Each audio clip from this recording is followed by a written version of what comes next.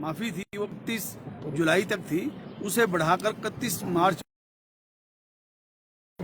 2021 तक किया जाए, क्योंकि हालात के और सरकार पर रहन आ रही है, डीजल उनका नहीं पूरा हो रहा और हजारों करोड़ रुपए उनका घाटा हो गया और हजारों करोड़ रुपए की उनको राहत भी दी गई। हमने हमारी ये मांग थी, अगर सरकार ने हमारे को कोई नगद मदद नहीं करनी है तो कम से कम टैक्स और टोकन टैक्स में हमारे को राहत प्राप्त दे। और जो कैबिनेट में इन्होंने प्रिंसिपली सैद्धांतिक जो घोषणा की थी कि 2 लाख रुपए प्रति बस और टूरिज्म को, होटल को जो है हेल्प करेंगे, वो घोषणा वो अभी तक इनकी पूरी नहीं हुई। अब 31 मार्च पूरी होने को है और 2-4 दिन पहले कुछ नोटिस हमारे शिमला के ऑपरेटरों को निकाल दिए कि आप टैक्स जमा कराओ।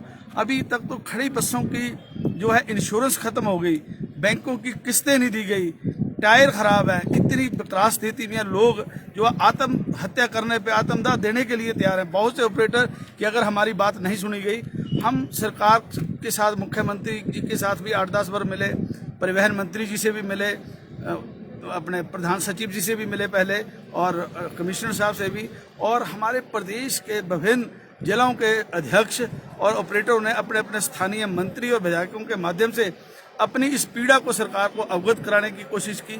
अब जो बजट सेशन था उसके अंदर भी नेता प्रतिपक्ष सुखविंदर जी और हमारे किन्नौर से जगसिंह नेगी जी और सत्ता पक्ष के विधायक नरेंद्र ठाकुर जी हमीरपुर से, उन्होंने भी हमारी पीड़ा को उस पटल पे रखा, परंतु हमें राहत जब नहीं मिली और लोग बड़ी पैनिक में चले गए। हमने मुख्यमंत्री जी से पिछले माह धर्मशाला में मिले थे, हमने बोला भी हम बार बार मिलकर उब चुके हैं और अब हमारे को संघर्ष का रास्ता अपनाने पे मजबूर ना होना पड़े, और हमारी जो मांग है बिल्कुल जायज़ है और ऐसी हालात नहीं होते, हम भी ऐसी मांग नहीं करते। जब बस है वो चली नहीं तो उसका टैक्स कैसे, जब हमने फेयर ही नहीं आया, इसका मतलब हमने गलती कर ली कि हमने जो ये व्यवसाय को चुना।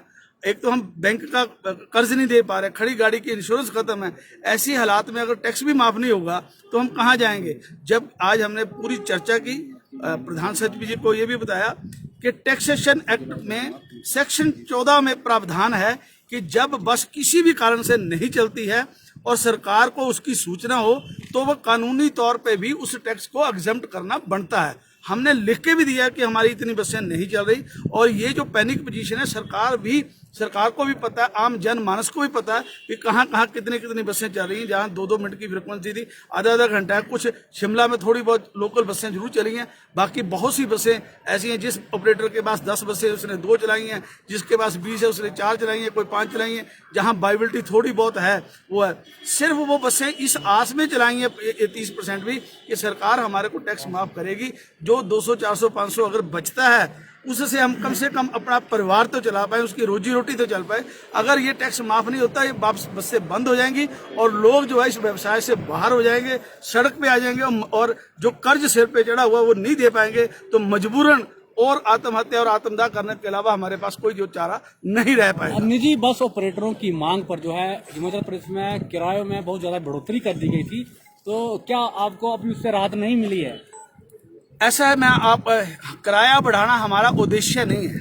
किराया बढ़ने के पीछे लॉजिक ये था, जिस दिन अंतिम बार भी हिमाचल प्रदेश में जब किराया बढ़ा है तो उत्तराखंड में 200% किराया बढ़ा, यहाँ पे 25% बढ़ा है, और उस दिन 61 रुपए डीजल था। अब आज हम फिर भी किराए की मांग नहीं कर रहे हैं, आज डीजल 80 के पास पहुंच गया।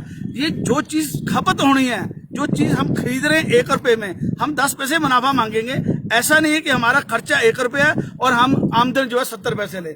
हम 1 दिन जेब से डाल सकते हैं, 2 दिन जेब से डाल सकते हैं। चैसी का रेट 10 लाख बढ़ गया, टायरों का रेट बढ़ गया, इंश्योरेंस 1 लाख से ऊपर बढ़ गई। ये सारा खर्च जो है वो बस के ऊपर आया। और जो ये, हम तो सर्विस प्रोवाइडर है, हमने तो सर्विस प्रोवाइड करनी है। हम तो गवर्नमेंट से परमिट ले रहे हैं, सरकार बैंकों से कर्जा ले रहे हैं, जो कॉस्टिंग है उसके ऊपर मुनाफा लेना है। डीजल का रेट कम हो जाए, हमारा किराया कम कर दो।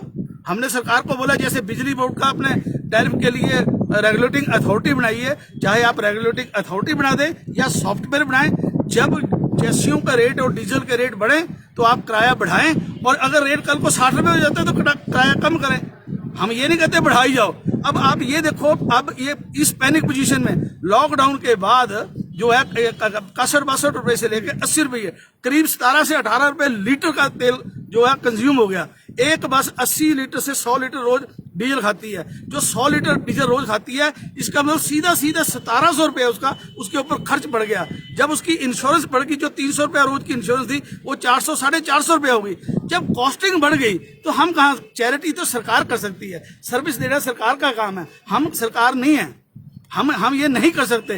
डीजल का रेट कम हो, हम बोलते किराया कम कीजिए, हम कहाँ बोलते किराया बढ़ना चाहिए। कभी मांग की कि डीजल का रेट कम होना चाहिए? बहुत बार हमने बोला अगर सरकार ये चाहती है कि हमारे प्रदेश के लोगों को सस्ते किराए पे बसें उपलब्ध हो तो हमारे को डीजल में सब्सिडाइज कर दे, हमारे को कोई ना कोई और ऑप्शन दे दे। हम नहीं चाहते कि आम जनमानस के ऊपर इसका बोझ पड़े, पर हमारे पास खर्ची।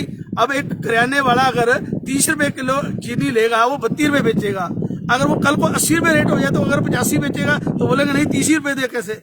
जब हमारी कॉस्टिंग बढ़ गई है, डीजल के रेट भी चाहे वो केंद्र सरकार है वही बढ़ा रही है, गाड़ियों के रेट जो है यूरो 4 से हम यूरो 6 में एंटर हुए, एक चैसी 8 से लेकर 12 लाख रुपए तक इंक्रीज हो गई है। तो जिस गाड़ी की ईएमआई 60 थी, आज 78,000 80,000 रुपया ईएमआई हो गई है। 80,000 का मतलब 2,500 से 3,000 रोज की गाड़ी की किस्त। अगर गाड़ी डीजल खर्चा निकालने के बाद भी अगर एक नई बस 5,000 रुपये छोड़ती है तो एट पार है वो, उसमें कोई मुनाफा नहीं है। अगर फिर भी सरकार को ये लगता है, खड़ी है सर आपकी इस वक्त, और कितना टैक्स है जो माफ करने के लिए बोल रहे हैं आप? हमारी मांग तो यह भी अभी 31 मार्च तक हो जाए, और सरकार हमारे को आज ये बोला कि बार बार हम मांग नहीं करेंगे, और ये जिद से कई आरटीओ डिपार्टमेंट में हमारे कागजात नहीं जमा करते।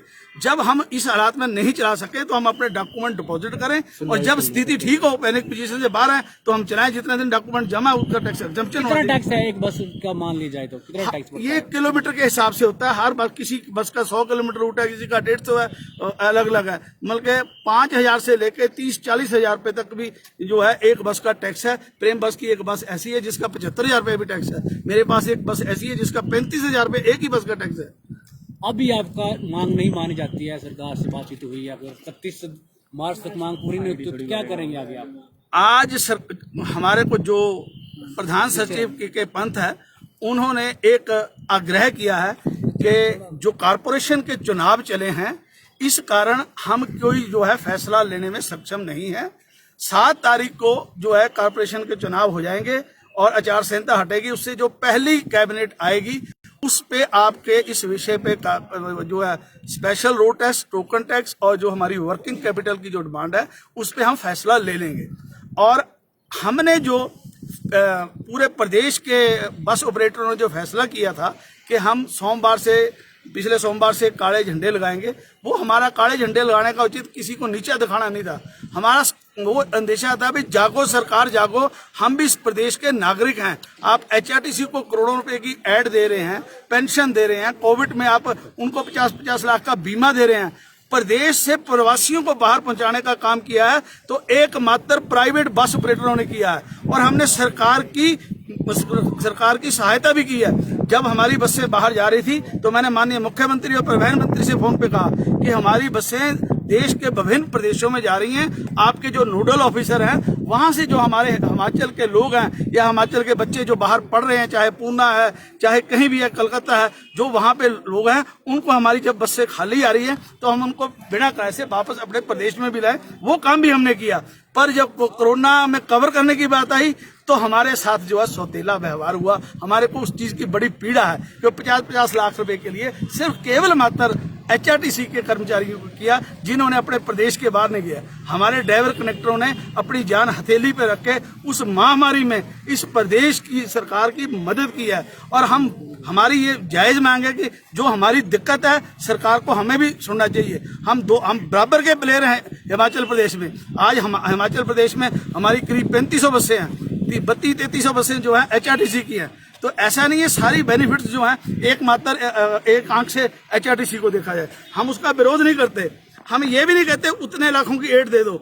आपने हमारे को एक परमिट दिया साइन करके, हम अपनी प्रॉपर्टी बैंक में गहन रख के गिरवी रख के बस खरीदते हैं, एक्सीडेंट रोड का सारा रिस्क लेते हैं, फिर हम जाके ये लोगों को रोजगार देते हैं, पब्लिक को फैसिलिटी देते हैं, और हमारा मार्जिन चेक कर रहे हैं क्या खर्चा है।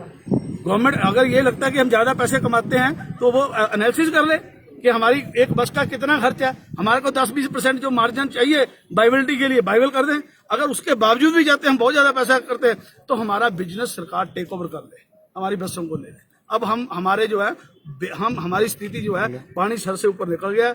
हम उस आंदोलन को जो हमने घोषित किया था कि सोमवार को काले झंडे लगाने और बुधवार को सारे जिलों से जो है ज्ञापन आएगा, उसको हमने केवल मात्र आज जो हमारे प्रधान सचिव हैं उनके आश्वासन पर वापस नहीं ले रहे हैं। उनको उस कैबिनेट जो आचार संहिता के बाद पहली कैबिनेट आएगी तब तक के लिए उस आंदोलन को हम स्थगित करते हैं। अगर निर्णय सही नहीं हुआ तो हमारा जो हमारा निर्णय है उससे भी ज्यादा जो है संघर्ष तेजी से होगा, आमरण अनशन होगा और लोग आत्मदाह के लिए तैयार हैं।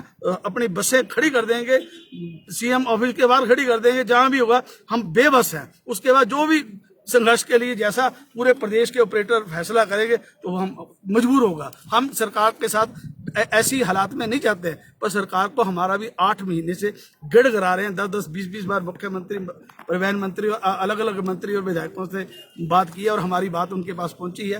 तो इतनी सी ठीक है, धन्यवाद। कोई और क्वेश्चन पूछना तो पूछ सकते।